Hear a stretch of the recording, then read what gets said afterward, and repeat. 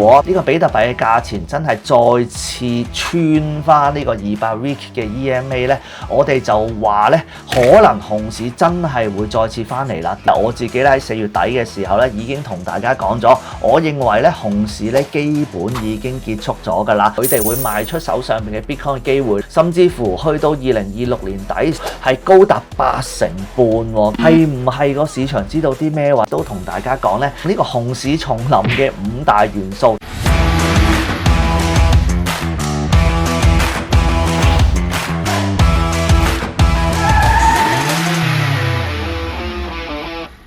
Hello， 大家好，你好啊，或者咧可以叫我做 Leo 嘅，歡迎大家繼續收睇我同 Finance 930合作嘅呢個節目叫做知己知彼啊。過去幾個星期裏邊咧，同大家講咗好多唔同嘅題目啦，由一啲新手資訊啦，到 Cold Wallet 啦，到上一集嘅 Clarity Act 嘅一啲解釋咧，都同大家講咗好多噶啦。今集咧想同大家講一個大家應該更加關心嘅問題啊，因為咧我哋見到咧上個禮拜比特幣上衝到大概 82K、83K 啦，咁但係啦，呢兩日咧又或者過去個週末咧就急速回落，去到咧差不多76、75K 嘅，咁有啲朋友咧就開始擔心啦，究竟咧熊市會唔會重臨咧？又或者其實係唔係從來都冇結束過咧？雖則啊，如果你唔知道嘅話咧，我自己咧喺4月底嘅時候咧已經同大家講咗，我認為咧熊市咧基本已經結束咗㗎啦，即係話喺我嘅 definition 裏邊，未來12至18個月咧，比特幣咧都唔會再創新低嘅。咁但係啊，做人唔好過分自信啊嘛，係咪？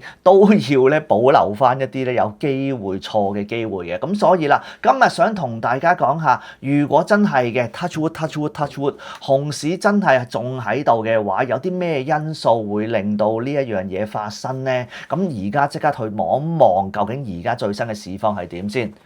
好啦，嚟到 TradingView 呢度啦，頭先啊我哋講到啦，啱啱上個禮拜嘅時候唔係好遠嘅啫，我哋咧曾經見過82,000幾、83,000啦，大概呢一啲位置嘅，但係好快啦，呢個禮拜其實啱啱星期5、星期6開始跌啦，咁咧跌到落嚟最低嘅時候差不多去到75,000，接近75,000嘅一個水平嘅，咁而家咧都叫做高位回落咗大概10% 左右啦，咁究竟會唔會繼續跌落去咧？又或者熊市會唔會重臨咧？今日咧就想同大家望一望啦。首先，我哋望翻 zoom out 睇翻先嘅，每一次都係噶啦。睇圖嘅話咧，又或者睇呢啲嘢嘅話咧，zoom out 睇翻，咁咧嗰個成個 picture 咧會更加清楚少少嘅。如果我哋 zoom out 睇翻咧，其實成個比特幣嘅一個反彈又好，升勢又好啦，大概咧係由4月開始嘅。我哋由咧大概65,000蚊左右啦，一路升，一個月裏邊咧升咗上去大概82,000、83,000嘅位置啦。個升幅都頗多嘅。如果你問我嘅話，而家要回落翻少少或者回調翻少少咧，我覺得咧係一個合理嘅狀況嚟嘅。咁所以啦，第一樣嘢唔需要太過驚慌嘅。第二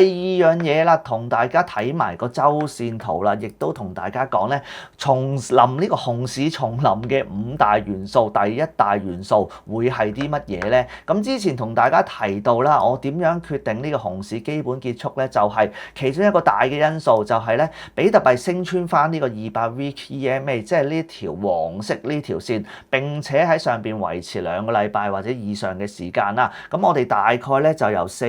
月尾開始就係 confirm 咗呢一樣嘢啦，一路咧到而家嘅呢個位置啦。而家最新200 week EMA 咧大概喺68,900啦。留意翻啊，呢個200 week 嘅 EMA 咧會不停咁樣移動嘅，即係話咧每個禮拜咧你都會見到咧佢喺唔同價錢嗰度嘅。咁第一大啦，如果 touch wood 真係呢個比特幣嘅價錢真係再次穿翻呢個200 week 嘅 EMA 咧，我哋就話咧可能熊市真係會再次翻嚟啦。點解咧？記得啦，頭先我係話咧係穿咗呢個200 week EMA 啊。點解咁講咧？因為其實如果我哋要再掂到呢個200 week 嘅 EMA 咧，其實一啲都唔出奇嘅。嘅，亦都係咧我哋預計之內嘅。因為咧我哋睇翻歷史嚟講啦，比特幣嚟講，其實我哋上年大概唔係上年啊，2023年嘅時候啦，大概呢個時候咧話俾大家聽啦，當時候嘅熊市結束啦。咁其實當中之後嘅幾個月咧都有嘗試過再次探翻呢個200 week 嘅 EMA 嘅，但係都唔會再次跌穿㗎啦。咁留意翻啦。咁另外如果再睇翻再上一個 cycle 咧，當時候咧係2019年嘅時候啦，當時都係嘅，升穿咗呢個200 week 嘅 EMA 之後啦，當時候都係一次過升咗好多上去啦。咁但係去到某個時段咧，即係過咗大概19年3月去到20年嘅3月，過咗1年之後咧，始終咧我哋都要再探翻個200 week 嘅 EMA 嘅。咁但係咧都係啦，我哋掂一掂，跟住咧好快咧又繼續翻個牛市啦。咁所以我認為呢個200 week 嘅 EMA 咧係一個關鍵嚟嘅。我認為未來我哋有機會或者都大機會啦，再次去探翻呢個200 week 嘅 EMA 嘅。咁但係會唔會跌穿咧，就係一個問題啦。我認為啊，如果真係熊市結束咗嘅話咧，基本上就唔會再次長時間咁樣跌穿㗎啦。插針係有機會嘅，咁但係如果你話要維持喺下邊超過1個禮拜或者2個禮拜嘅時間咧，我覺得呢個機會就比較細嘅。咁調翻轉頭嚟講啦，大家留意第一個要素，如果熊市真係要再翻嚟嘅話咧，比特幣個價錢應該會跌穿呢個200 week 嘅 EMA 嘅。好，第二樣嘢啦，上個禮拜都同大家講咗咩叫 Clarity Act 啦。Clarity Act 其實咧喺上個禮拜嘅時候咧就過咗第一關嘅。咩叫過咗第一關咧？就係咧就已經喺參議院嗰度一個嘅委員會咧正式獲得通過㗎啦。過程裏邊咧可能都有少少爭拗啦，又或者有少少拉布啦。咁但係最後咧，因為呢個民主黨有2個議員咧都支持呢個法案啦，最後呢個法案咧以15-9咧就正式通過咗㗎啦。上一集咧都有同大家詳細講到嘅。其實呢個法案咧，我哋就希望咧喺呢個美國嘅國慶日之前啦，即係7月4號之前咧就可以獲得通過嘅。咁但係啊，我哋睇翻咧 Polymarket 上邊咧，其實又好得意喎。通過咗呢個委員會之後咧，嗰個形勢即係話 Polymarket 大家想或者係大家覺得啦，究竟個 Clarity Act 可唔可以喺今年裏邊通過嘅機會咧，都只係64% 啫。即係理論上我哋過咗委員會到之後，當然啦有其他嘅投票係需要通過啦。咁但係64% 會唔會低少少咧？即係話會唔會係有少少嘅一啲暗湧喺度咧？呢個咧都值得大家去諗嘅。熊市重臨第二大元素，如果呢個 Clarity Act 真係唔可以喺今年裏邊通過嘅話咧，我認為咧絕對會影響未來呢幾年裏邊比特幣嘅走勢嘅。因為其實可能你話今年通過唔到，咁咪下年好快嘅時候再通過咯。咁但係大家要知道，今年嘅年尾咧有一個美國嘅中期選舉啦，去到下年嘅時候究竟係咩狀況咧，大家都唔知道嘅。尤其是而家咧講到個勢好勁啦，民主黨嗰方面，即係話如果民主黨係有喺個選舉裏邊攞到好多議席嘅話咧，去到下年，因為阿 Trump 好想推過呢個法案噶嘛，去到下年會唔會為咗同阿 Trump 去對抗而唔再提出呢個法案，又或者係拖到好耐，甚至乎否決呢個法案咧，都真係未知之數啊！咁所以如果我哋要通過嘅話咧，基本上咧一定都要喺今年裏邊通過噶啦。如果唔係咧，就會好多唔同嘅變數嘅。即係話，如果今年內通過唔到嘅話，將會係加密貨幣市場嘅一大打擊嚟嘅。當時候如果真係通過唔到，我相信咧個市都會反映翻出嚟。咁所以啦，熊市重臨嘅第二大元素就係萬一呢個 Clarity Act 通過唔到嘅話咧，我認為咧呢一個亦都會對我哋叫做熊市基本結束嘅呢一個講法，又或者呢個走勢咧有好大嘅影響嘅。好，第三大元素啦，同大家睇睇就係我自己比較去擔心嘅一樣嘢啊。就係咧美股嗰方面啦。美股咧我哋見到無論係納指又好，道指又好咧，其實咧都不停創新高嘅。你都見到，雖然話美股咧過去好長嘅時間都係不停升不停升啦，咁但係近來尤其是一啲科技股咧、AI 股咧都升到好誇張好誇張嘅。如果你睇翻呢個納指嘅話咧，其實咧係連續嚟幾個星期基本上咧係一個直線咁樣上升嘅。咁而家出現翻一個回調，我認為係非常非常之合理啦。咁就算係一個5至10%嘅回調嘅話咧，我認為都係合理嘅。咁但係啊，萬一如果呢個回調係比較深嘅話，又或者係隨住其他嘅一啲唔好嘅消息，可能係伊朗嗰方面又開始打翻仗啊，又或者係更加多大家關心或者係擔心嘅嘢，一啲債息嘅上升啊，各樣嘢咧都會影響到呢一樣嘢嘅發展嘅。當然我認為啊，我自己覺得，自從伊朗打仗之後咧，其實比特幣嗰個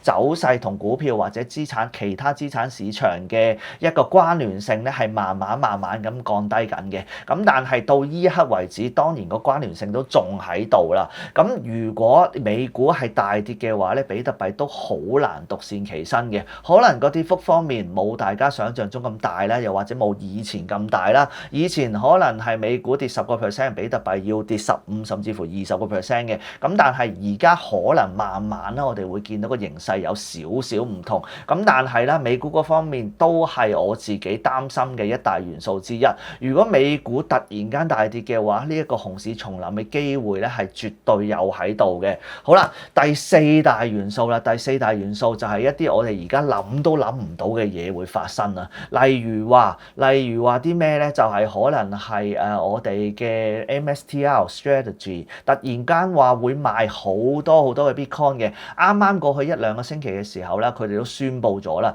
佢哋係有機會賣出手上邊嘅 Bitcoin。雖然啊，喺呢個新聞嚟講，我自己覺得佢哋呢個舉動係聰明嘅，即係話打翻個底先。我話俾大家聽，我哋唔係一定唔會賣嘅，就俾翻個空間自己啦。另外，其實呢一樣嘢佢都係想話俾個市場聽，我哋比特幣呢一樣嘢咧喺個流通性上邊係好好嘅。萬一無論係我哋又好，任何嘅機構都好，買咗比特幣想套現嘅話咧，市場上邊嘅流動性咧係絕對足夠嘅。大家可以隨時咁樣買賣啦，隨時咁樣將自己嘅資金周轉啊，我覺得都係一個幾好嘅作用嚟嘅。咁但係啊 touch wood 啊，真係間公司有啲咩事啦，有啲咩突發我哋諗唔到嘅情況啦，甚至乎係俾人 hack 咗啲比特幣啦，呢一樣嘢絕對會係對個市場咧會有好大嘅衝擊嘅。再加上啦，我哋又望下 Polymarket 啦，原來 Polymarket 上邊咧有一個問題咧，就係問 MSTR 即係呢個 MicroStrategy 啦，而家叫做 Strategy 啦，究竟會唔會賣佢哋 Bitcoin 咧去到某一個特定嘅時間？原來大家認為暫時嚟講啊，6月30號2026年6月30號嘅時候，佢哋會賣出手上邊嘅 Bitcoin 嘅機會咧係高達70%喎。唔知點解個市場係咁樣覺得喎，甚至乎去到2026年底12月31號嘅時候係高達80%喎。咁係唔係個市場知道啲咩，或者有人知道啲咩咧？咁呢一個咧亦都係值得我哋去叫做去留意翻嘅，因為佢哋畢竟啊係而家世界上邊最大嘅單一機構，甚至乎超越所有嘅政府啊，甚至乎超越呢個 BlackRock 嘅 ETF 啊，擁有最多比特幣嘅一間公司。萬一佢哋有啲咩冬瓜豆腐啊，又或者一啲咩好特別嘅舉動嘅話咧，絕對會影響到個市場嘅。當然仲有一啲其他我哋可能諗都諗唔到嘅一啲事發生啊，例如中本聰個 wallet 突然間有喐動啦，有 transaction 啦，例如幣安突然間俾人 hack 啦，有好多呢啲突發嘅消息咧，都有機會令到嗰個熊市重臨嘅。咁但係到而家呢一刻為止咧，我認為呢一類型嘅事件發生嘅機會係細嘅，只不過係咧都要話翻俾大家聽，投資任何嘢嘅時候咧都會有風險嘅，大家咧都要真係諗嘅時候咧都要諗晒所有嘅風險啦，從而去衡量翻究竟我個 portfolio 裏邊要擺幾多錢落去某一樣嘢嗰度咧。我認為咧呢個咧都係十分之重要嘅。咁好啦，我哋講咗咧4大熊市重臨嘅一個元素啦，分別係如果跌穿呢個200 week EMA 一段時間嘅話啦，Clarity Act 通經過唔到啦，美國市場嗰邊突然間有一個大跌嘅情況啦，再加上我哋唔知道嘅或者估唔到嘅一啲黑天鵝事件啦，咁都有機會咧令到熊市重臨嘅。第五樣嘢咧就係一個咧，我覺得比較難去衡量或者比較難去量化嘅一樣嘢啊，就係咧由熊市咁耐以嚟啦，有一樣嘢我都話俾大家聽嘅，點解我會覺得熊市基本結束咧，牛市有機會翻嚟咧？其中一樣嘢就係我 feel 到咧，成個市場裏邊咧，同之前嘅一個熊市咧好唔同啊，成個氣氛。之前嘅熊市大家可能係冇晒心機啦，希望要離開幣圈啦，大家都冇人再留意啦。咁但係相反嚟講，喺呢一次嘅熊市裏邊，我 feel 到嘅係無論係由10月開始到而家都好啦，大家好多無論係普通嘅市民啦，又或者係啲機構又好啦，一啲公司又好啦，大家似乎都係好渴望比特幣跌到某個位置而去入貨，並不是好似之前嘅熊市一樣一潭死水，大家唔想再掂。即係話咧，大家對比特幣有一個期望，又或者係覺得佢唔會再落咁低嘅一個情況咧，喺今次嘅熊市度出現嘅。咁所以咧，我認為大家嘅情緒係相對樂觀，咁所以唔會係跌到太低嘅位置嘅。咁調翻轉頭嚟講啦，如果我哋係因為頭先嘅嗰4樣事件騰楞瓜瓜楞騰咁樣啦，